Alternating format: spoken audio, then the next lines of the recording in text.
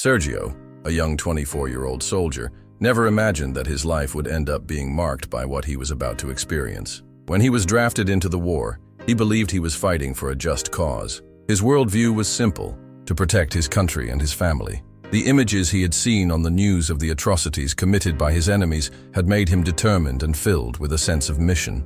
But when he arrived on the battlefield, he soon realized that war was not what he had imagined. The chaos, violence, and pain were intense, and every decision he made in combat seemed to reflect a reality he was not prepared to face. Little by little, Sergio began to distance himself from the young idealist he had been before being sent to the front. In the early days, he still tried to maintain his humanity. When he encountered civilians in conflict zones, he regarded them warily, with a mixture of compassion and fear. He knew they were victims, but he also knew they could be enemies in disguise. His orders were clear: eliminate any threat, no matter where it comes from. But over time, the line between what was a threat and what was simply a civilian, someone trying to survive amid the horror, became increasingly blurred. Atrocities began to happen almost without him noticing. At first, he refused to shoot innocent people, but he soon realized that if he didn't, he himself could become a target for those who did not hesitate to attack. The violence he witnessed, first from afar, then increasingly up close, began to shape his character and his decisions. The first time Sergio committed an act he knew was wrong was during an operation in the middle of a small village. After an airstrike against enemy forces, he and his companions were sent to ensure that no one was left behind. When they arrived, they found women and children, people who were simply trying to hide from the bombings. Sergio hesitated. He looked at them, but the orders were clear: leave no one alive. The hesitation lasted only a moment, and he, like everyone else around him, did as he was told. The first scream he heard still echoed in his mind, but he soon convinced himself that he had acted in a necessary way, justifying his actions with the weight of war and survival. But the chill he felt did not disappear. The idea that he had taken the lives of innocent people now consumed him. As the weeks passed, Sergio began to believe that this was all part of what was necessary to win the war. He had grown accustomed to seeing civilians as a potential threat, and his feelings of empathy and compassion had turned into cold indifference. He knew that by committing these atrocities, he was losing a piece of himself, but it seemed like the price he had to pay for survival. Sergio began to justify his actions internally, telling himself that he was just a pawn in a larger game. He kept telling himself that his orders were to ensure everyone's safety, that what he was doing was for the greater good. Each time his gun went off, a piece of his humanity was gone, but he felt stronger. He was becoming the soldier that war demanded, impersonal and efficient, with no room for weakness. The battlefield was becoming more and more an extension of his own existence. Sergio found himself no longer thinking about what was right or wrong. He had become a war machine, automated and unquestioning. When he received orders, he followed them without hesitation. The sound of gunfire, the smell of gunpowder, and the constant tension had become part of his daily life. He barely recognized the man he had been before the war. His humanity seemed distant, as if he were watching someone else live his life, far from that harsh, unforgiving reality. He no longer felt anger or sadness. What had previously bothered him, the blood, the screams, the pain, now seemed normal. The massacre of civilians, a practice he had condemned before the war, became just part of the process, a necessary evil, a sacrifice he justified with the burden of being a soldier. However, not everyone around him had adapted so easily. Marcos, his battle companion, was one of the few who still questioned orders. When the commander gave the order to advance on a new village, Marcos objected, saying that there were children and women in the area. Tensions grew among the soldiers. Sergio watched Marcos's internal struggle, but something inside him remained impassive. He no longer felt compassion for anyone. For him, the war was no longer about protecting the homeland, but about who would survive. When Marcos finally gave in and followed the others, he became a soldier like the others, no longer objecting. Sergio noticed how Marcos's words seemed more hollow as time went by. He now knew what was really needed, and the objections were becoming just a burden he didn't want to carry. The sequence of operations further brutalized Sergio's soul. Each new attack, each new massacre, seemed to erase a piece of his identity. During one mission into a village where insurgents were said to be hiding, Sergio led the charge and, without hesitation, did what he knew had to be done. But something he could not name began to eat away at him inside. He did not look at the faces of his victims, but when he realized that the fear in a child's eyes reflected his own lost humanity, Sergio felt a slight tremor, something that made him question his own ability to continue, but he quickly shook off the idea. There was no time for doubt. This is how war worked, he thought. He had to kill the part of him that still wanted to feel compassion. The tension increased even more when, in one of his moments of rest, Sergio talked to Lucas, a more veteran soldier, about the horrors they had witnessed. Lucas, with a coldness that surprised Sergio, simply said, "You get used to it. There is no other way." These words echoed in Sergio's mind. He no longer knew what he was doing. The line between who he was and who the war had forced him to be was increasingly blurred. Sergio was becoming what he feared so much, a monster, but he kept going, convinced that what he was doing was necessary, a part of the game of survival. After all, he was just following orders. But as he thought about it, the forced smile he wore when looking at Lucas at the end of the conversation seemed to hide the true pain that he still refused to face. The months dragged on, and Sergio began to lose every trace of who he had been before the war. The nights, when he finally managed to sleep, were invaded by nightmares in which he relived the faces of his victims, the children he had killed, the mothers who begged for their lives. But when he woke up, the weight of reality was even heavier. He told himself that this was part of the war, that he had to move on. But as the days passed, he began to realize that his own words rang hollow. Sergio no longer wanted to think about the psychological damage he had caused. When he looked at his comrades, he noticed that they were all losing something in themselves. The soldier he would later become was no longer a human being, but a shadow of a being who existed only to follow orders without question. He felt increasingly distant from who he had been before all this. One particularly violent mission became the turning point. During an attack on a village that was said to be supporting the enemy resistance, Sergio was responsible for giving the order to invade.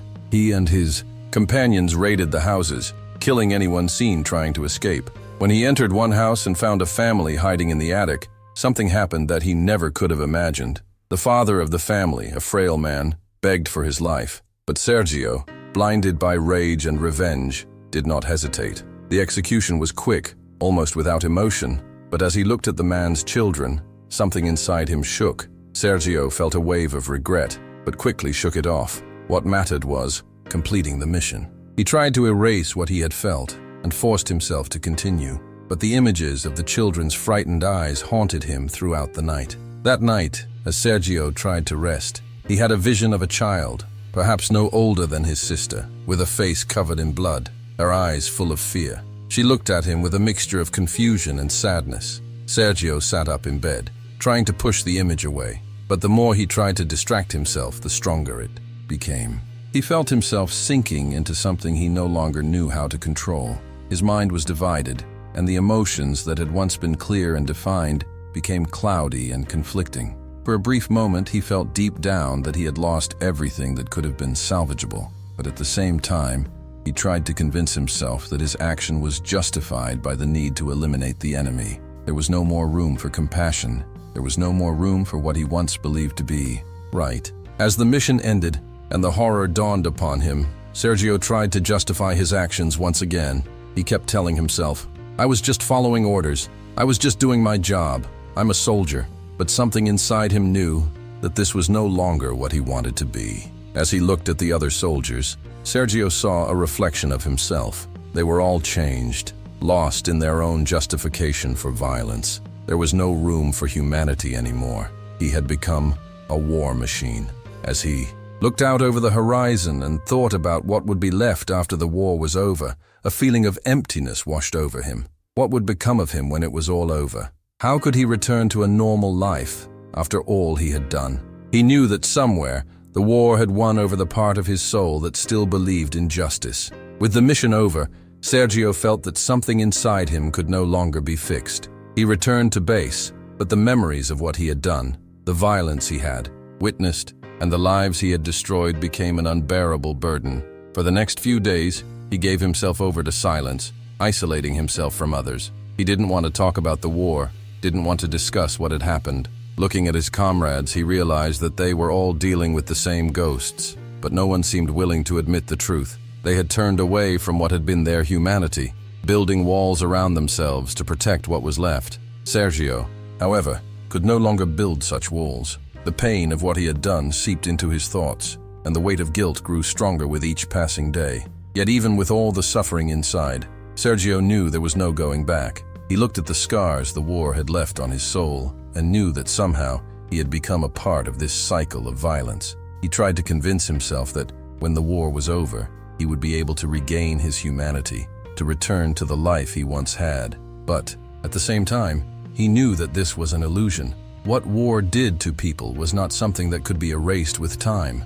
No matter how many years passed, the loss of humanity could never be completely healed. The images of the victims, the terrified eyes of the children, and the screams of the destroyed families were now imprinted in his mind forever. When the end of the war finally came, Sergio found himself in a world where the scars of violence were no longer visible. Peace had been restored, but the real battle, the battle within himself, was far from over.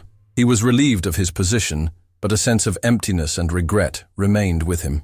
He did not know if he would ever be able to return to normal life. The weight of what he had done continued to haunt him, and he began to understand that the real war was not on the battlefield, but within each soldier. It was the fight to regain the humanity that the war had destroyed. He felt a silent pain, a pain that made him question whether he would ever find peace again. The last time Sergio looked at the faces of his companions, he saw that they too were marked in one way or another. Some were leaving to try to move on, while others seemed to have lost their way. He knew that each of them had been shaped by the war in an irreversible way. Sergio had no answers for what had happened, no way to justify the acts he had committed, but he did know one thing. The war had taken away from everyone what was most valuable: the ability to feel, to question, to live in peace with themselves. The war had destroyed the humanity of everyone who had experienced it, and now, for Sergio, all that was left was to try to find a way to live with the version of himself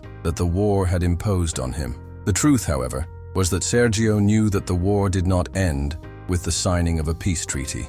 The war took root in the souls of the soldiers, in the bodies of the victims, in the echoes of the explosions, and in the memories of the horrors experienced. For him, the end of the war was just the beginning of another battle, an internal battle for which he was not prepared. When the final orders were given for the withdrawal of the soldiers, he thought that perhaps he could finally find a way to return to civilian life. But how could he go back to being who he was, when he had become something so different? What remained of his identity was a shadow that he tried to understand, but that dissolved with each passing day. The months after the war were spent trying to rebuild. Sergio returned to his hometown, but everything seemed strange. The streets, the sounds, the people, nothing seemed to have the same meaning.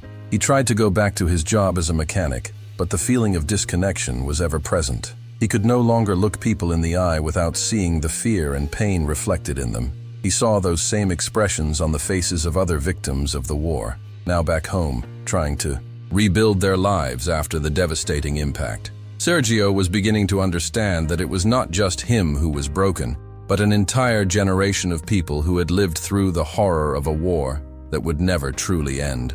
Little by little, he began to distance himself from everything that connected him to his civilian past. The friends he had before the war began to distance himself, and he preferred to be alone. When someone asked him how he was, he would simply say, "Fine," but that never reflected what he really felt. Sergio was far from fine. He felt a silent pain, a pain that no one could understand. He knew he needed help, but at the same time, he didn't know how to ask for it. The stigma of being a traumatized veteran kept him from opening up. He felt increasingly isolated, trapped in an emotional prison from which he could not escape.